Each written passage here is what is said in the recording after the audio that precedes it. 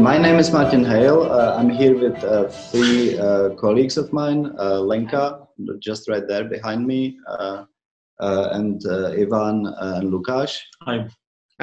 We are actually two studios, two young offices in Prague, and we somehow form one kind of bigger body for this competition. We typically work on a huge range of projects, ranging from urbanism, master planning, to sort of some office structures, and as well exhibitions quite a bit. So it kind of has to do a lot with our kind of maybe former experience in offices as big and OMA, where we kind of spend some time. So that is the introduction, I guess. So as our project is called the Landscape of Water, and essentially the grand region of Berlin and Brandenburg is formed by the variety of different urban and natural structures. And in order to kind of move forward with this region, we believe that these individualities has to be kind of maintained, and the planning has to take those into consideration. We somehow fairly quickly arrived with this diagram, which is stamped over. I don't know if you see my arrow, which is stamped over the Berlin city, which is dividing the entire city into 6 zones, 6 sections, the yellows and the blues. The simplified version of the diagram is this one. Somehow we went all the way back to the kind of origin, to the landscape and to the topography. And topography of the Berlin was strongly formed by the shift of the iceberg, and then of course later on by the fairly intricate network of river basins of the main rivers, Prag, I guess it's in English, and with all the kind of secondary water lines. So we thought that this diagram is somehow showing interesting thing, and that in these blue zones, the area is strongly formed and determined by a running or flowing river. And in these zones, it's more kind of determined by individual water, let's say lakes, for sake of this presentation. And this principle works somewhat in different kind of scales. So even if you take that circle inside the city and outside, you can always kind of track this somewhat behavior. And the city, the urban structures in Berlin somehow seems to react to this water kind of and morphological conditions by 2 different distinct behaviors. In the zones, in the blue zones, where you have the kind of flowing rivers, they do form these individual islands of urbanities, almost these little archipelagos. And in the parts where you have more or less a kind of scattered water, you get these rays or fingers, if you like. Each of these, the dots, the islands and the fingers do kind of behave in the city differently. The islands somewhat are connected, they do behave more or less individually, even when they connect, they have their own center often, and they are connected radially. In contrast, the fingers are somewhat connected with the center by typically fairly pronounced either train or a highway, basically a traffic kind of spine. In order to somewhat grip the grandness of the Berlin metropolis, we somehow end up drawing these 3 radial zones. The inner one is 7 kilometers in diameter, and it has the famous hound head in the center. And it's of course the traditional center. The second one, which is between 7 and 15 kilometers, is a zone of heavy kind of urbanization. And then the third one, between 15 and 30, is somewhat low density, rather village-like kind of urban scenario. We thought that this most sort of outer ring should be somewhat the absolute border of the city, and the kind of metropolis should not expand beyond that that ring, and rather use a kind of reserves within its current footprint. For the sake of the competition, we picked 3 sites as it was required. I'm gonna run quickly through each of them. We picked them strategically in terms of their relationship to the position within the distance from the center, as well in order to demonstrate our thinking about how the sort of the water network could be introduced into a design. So the first one is in the kind of in the zone 15-30 kilometers. It's northeast side of the Berlin. So on this edge, you get the somewhere here. Let me just check. This is here. Okay, so here you essentially have the edge of the concrete block housing, and this area is right now heavily agricultured. The agriculture fields are fairly kind of large, and when we look closely into a kind of historical maps and the potential of the water there, we see that there is actually a huge possibility to reintroduce, almost through this language of water archaeology, a sort of new, old new water ponds, almost like this necklace of little water bodies, which could somehow sparkle more natural life into this sort of minimalistic agriculture land, and as well provide the opportunities for perhaps weekend leisure activities and more agriculture kind of agriculture tourism, so to speak.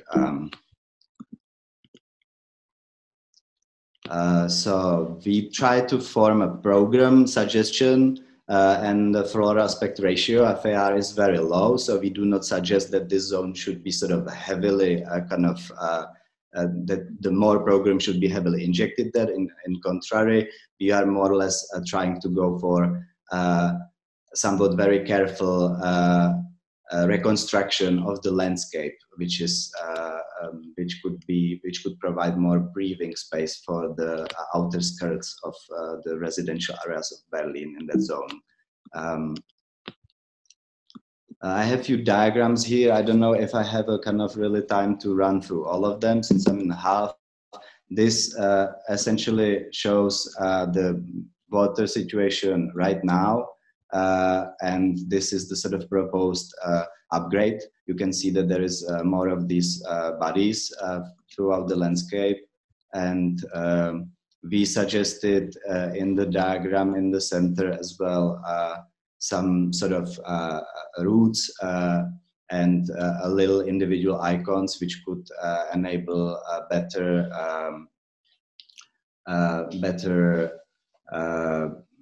programming of this area. Maybe this axonometry kind of demonstrated the best.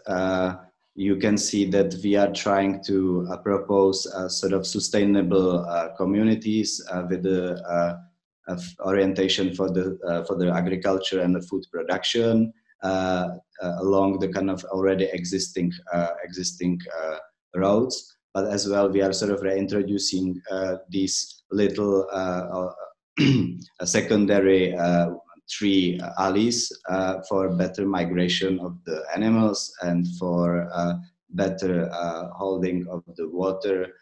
And at the same time, we identify a few of the locations which were not developed yet. There were not agricultured either, in which we suggested that there could be these kind of pocket small urbanities. So there's the character of the Berlin, how we can see it in this circle of between 15 and 30. Little communities oriented on agriculture, food production, maybe recreation, and a typical kind of a weekend scenario. Those answers are in these diagrams.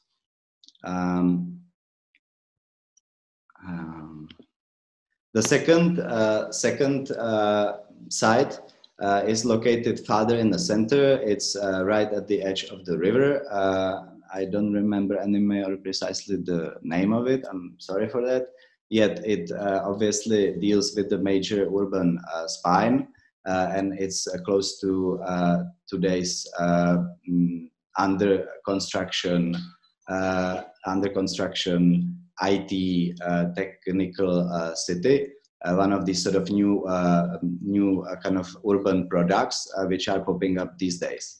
So we thought that it's a kind of challenge that in a way this area has a sort of fairly traditional Berlin block structure which we supposed to kind of connect to. At the same time, the site contains the historical buildings which are from industrial era, typically articulated in a brick. And there is this proximity to this fairly fashionable cutting the edge today's program, which does not have to be the isolated one in the city, but could be somehow integrated into a sort of more residential oriented area. We again kind of try to introduce these sort of little marinas. So the city has more than one kind of edge with the river. So we stimulate somewhat the relationship of the residents with the water itself.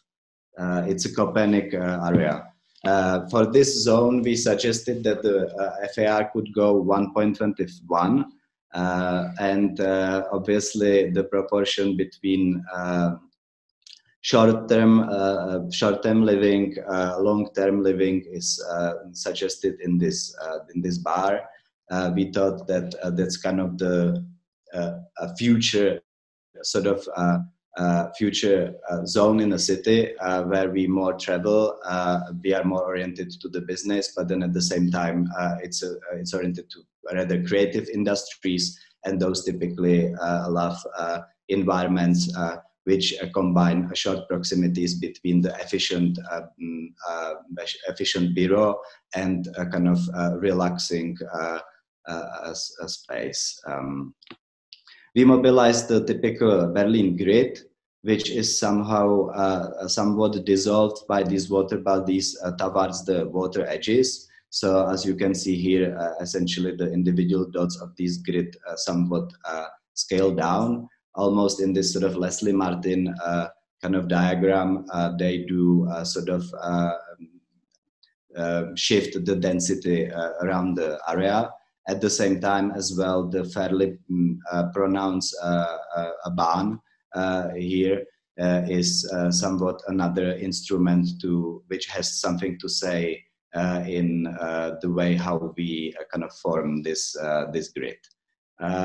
We fairly carefully program this area in order to essentially have the more residential oriented, long-term residential oriented buildings here, and then the short-term are sprinkled between the more kind of relaxed offices in the park. This is the shot of the city. We thought that somehow this almost poetic superimposition of fairly rigid master plan grid, which though is undulated or modulated by the natural condition of river, introduces interesting superimpositions or situations, how the buildings meet water, etc. And we thought that it is somewhat pushing the relationship of the city with the river beyond the kind of typical urban paradigm of kind of having a wetland and having a kind of dry land and having somewhat a key wall in between. Yeah, and sailing is great. And then the third zone is at the close. It's a band ring. It's fairly close to center, so it's in the edge between the first and second circle. It's an area. Charlottesburg, yeah, precisely. It's an area full of traditional Berlin blocks. We did analyze the Berlin block, and we realized that if you are not looking just at the scale of each of these, basically the kind of plots, there is a certain mathematical principle going on in the way how these blocks are essentially assembled, and that gave us this a small scale unit. So there was a kind of one angle how we look at this location. Second, in this area right now there is quite a bit of this recreational gardening huts, let's say, little houses for people to garden during weekends, fairly informal spaces. And we thought it would be actually interesting to try to somewhat marry these two contradictory principles, this incredibly informal and casual and fragile kind of lifestyle, and with the kind of metropolitan scale. And this little kind of fragments helped us actually to tie it back to the sort of Berlin block. We of course imagine that in this area itself you would want to go maybe fairly a bit in terms of FAR higher, 2 or maybe above 2, and at the same time we see a lot of potential along this major band ring, that there is several of these zones which we see as a sort of urban reserves, and in those zones we would highly recommend for Berlin to kind of maybe step away from its current course of going for exclusively sort of blocks typologies. So we saw it more as a sort of experimental area where Berlin could kind of easily introduce a new sort of architectural, fresh sort of typologies to spice up its current kind of urban portfolio. Of course, this excuse me. May I introduce, may I interrupt quite roughly, like I did with the other team? I think we might stop here in case, or if you have one last sentence to say, you can totally do so. Otherwise, I would really love to give the audience the possibility to raise questions. Yeah, my last sentence is that maybe in this area we suggest that there should be more experimentation going on in the Berlin, and the potential is there because there are already large scale industrial sort of buildings in place, and it's a kind of a huge opportunity. Mm-hmm. That's super interesting because you have this kind of outside perspective, and I would be interested. While you can think about your questions, this is directed to the other participants. So have you ever been to Berlin, or how did you come up with the idea to participate in exactly this competition and deal very closely with the past and the present structure of Berlin and Brandenburg? I mean, obviously Berlin is around the corner from Prague. It's in certain terms a kind of a city to look up to. Obviously, there are phenomenal kind of architectural buildings, but not just buildings, which happened in Berlin, like Mies Gallery, and of course we love IBA projects as well for this. And I worked in Rem's studio, and that office is fairly kind of known for its affinity for Berlin and for Checkpoint Charlie. It's a great place for galleries. You are sort of, in certain terms, fairly successful with some of these Baugruppe projects. But what I somehow sense as an overall is that Berlin is, what is coming from bottom up is incredibly fruitful, interesting, and charming. But then as a sort of big scale planning, there is somewhat these ingredients of incredible conservatism. And when you compare, and it seems almost as if the Berlin is looking only to itself for the way how to sort of proceed with its sort of planning.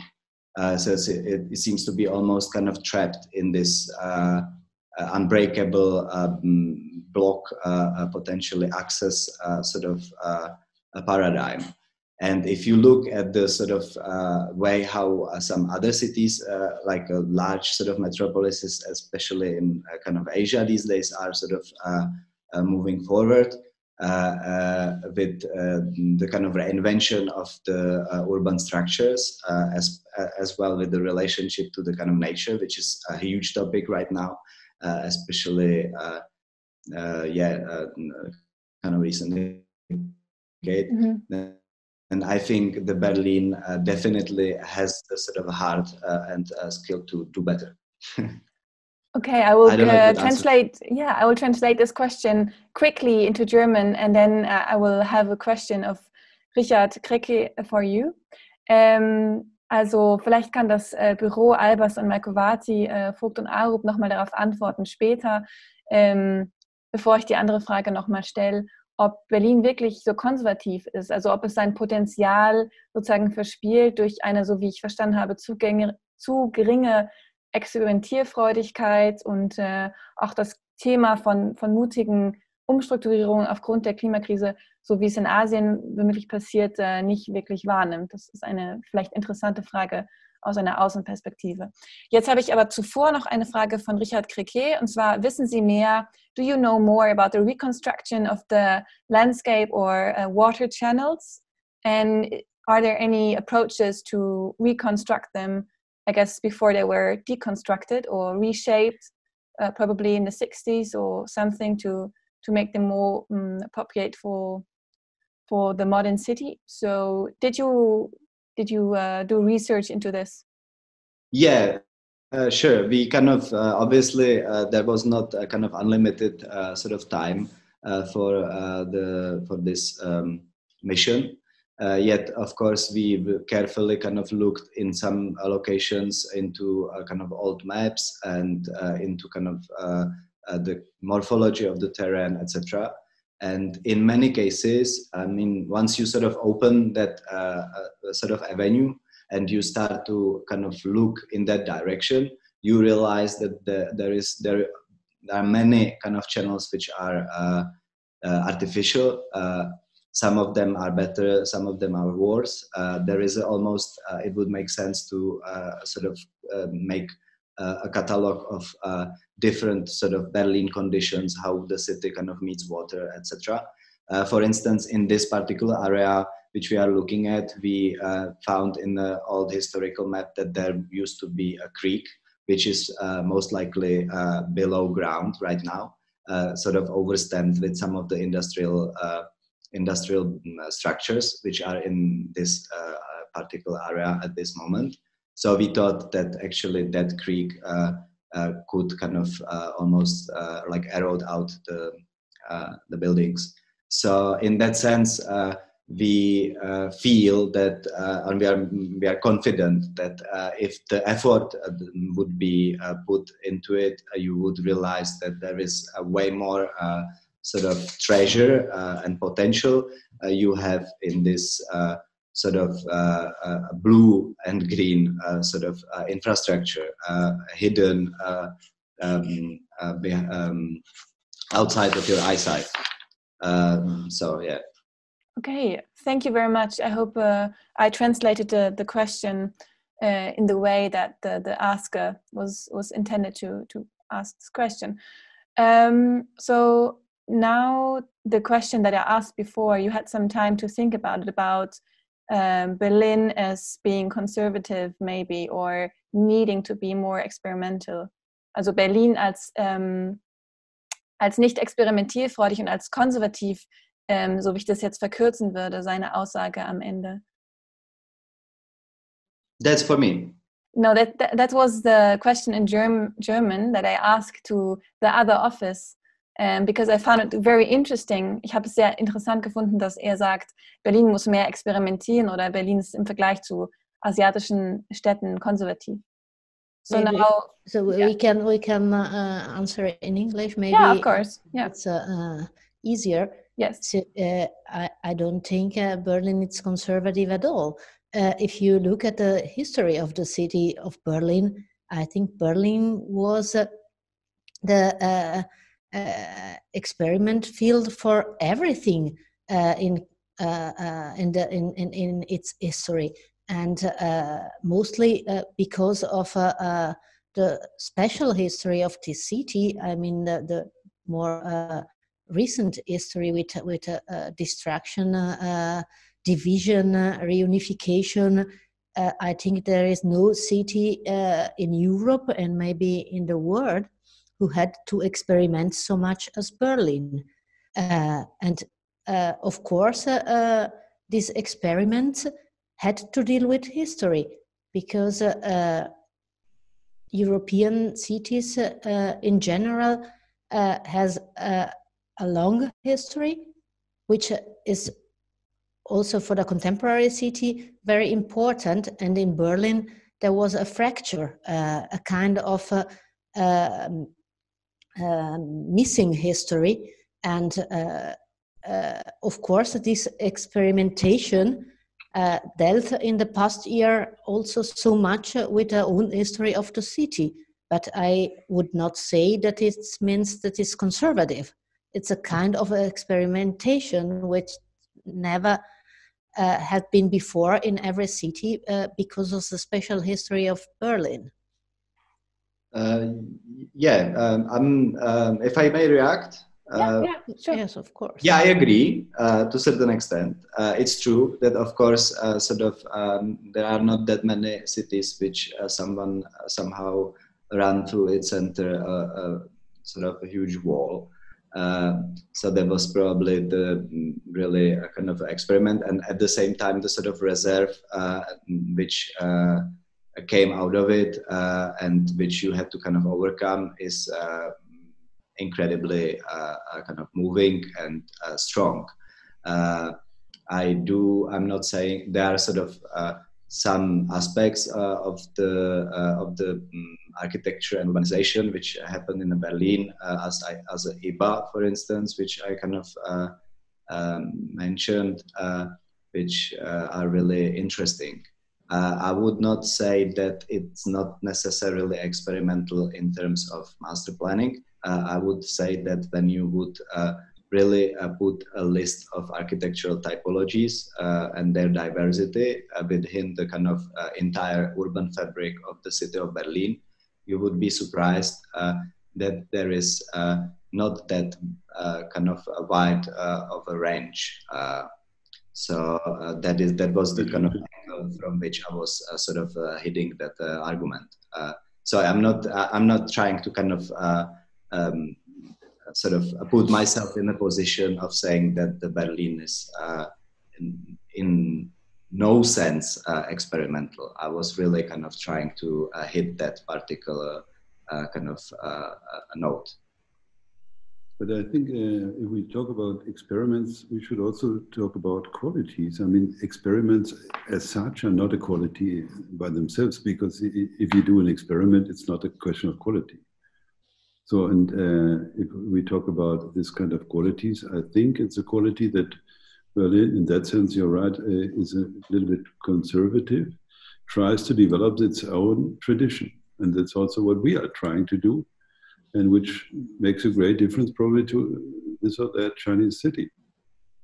And I'm, in a way, very proud of it, because we have another tradition, and we have to deal with this tradition, and we don't. And of course, we have a great tradition also of experiments. But if you look at these experiments, also in the 10th or 20s, they are not.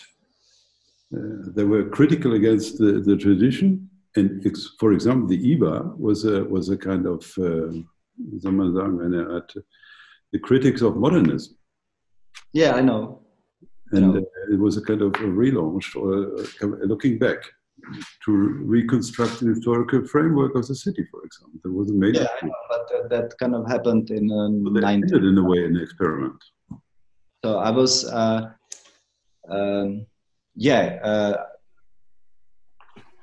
of course, I don't think that sort of experiment, and somehow this discussion got kind of hooked up on that particular word, necessarily requires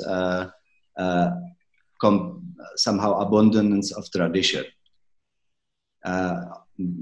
What we were trying to propose is to be kind of perhaps more kind of, since we had that luxury of not being a Berliner in this case, of not kind of being sort of maybe kind of too engulfed by all the sort of discussions which happened in the past, etc. Of course, we've kind of read some papers about kind of Berlin archipelago, etc.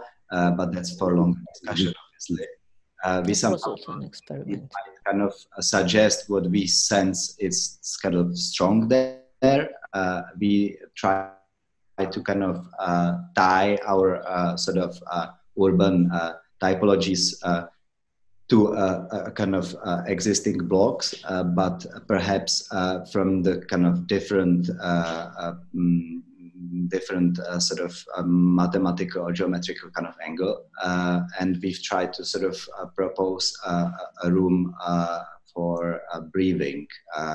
So we just don't necessarily sort of stand on that side of argument where the most of the no, of course. I mean, I think maybe the wrong confrontation is with Oriental cities, in which there is no discourse about identity. So it's a kind of a global architecture, a global experimentation, which is something which has nothing to do with a healthy experimentation with the own identity of places. And I think your project is a good example of it. You started from the reality of this country around Berlin and this water and so on. So you would never had thought about this project in another place than Berlin. Yes. And that's for me, of course, a first step into the identity of a place. And of course, I'm also not a Berlinerin, or I'm a young Berliner, so I'm living since a few years, but I read a lot of books. I'm just somehow worried that, I mean, in that second location out of these three we've shown, there is a sort of quite significant, it used to be the island, the big island, where we just, we figured that out quite sort of late in the design process. And we were dealing just with the tip and how we were sort of constantly scaling. And then half of that island is sort of dedicated for this IT sort of city. And there is a university, of course. It seems in terms of program, fairly kind of, it's passing the kind of basic sort of programming test. yet in terms of the sort of, even when I hit it from the quality of the public space and in terms of the kind of identity of these structures, how they kind of belong to the Berlin, they seem to kind of pass somewhat a gray zone, that they sort of do not stand out necessarily, but they form. I have this feeling that these structures are kind of expanding. The Berlin is kind of gonna have them quite a bit in a kind of few decades. They basically emerge, and then after a kind of decade or two, when we're gonna look at it, we're gonna realize that it's a sort of massive portion of sort of footprint of the city, which was constructed with these sort of IT, technological, oriented kind of industries, and sort of a related program as a sort of short-term staying and I don't know, hotel, whatever kind of you sparkle in between. And that the kind of environments they do sort of generate are not necessarily really with any Berlin-related identity. Now. All right, thank you, Martin. Overall, I feel that this was productive, although it almost ran into a real dispute. I think behind this are other discussions and discourses in architecture and urban planning that you're tipping onto that we cannot discuss in full today. So I hope this was still productive, and I'm really glad for this little exchange we had between two offices and two teams with very different ideas and also with very different identities and connections to the city. And I think, it's a very careful balance between observing and criticizing a project and going too far. So I think we did not go too far. And I thank you all for listening.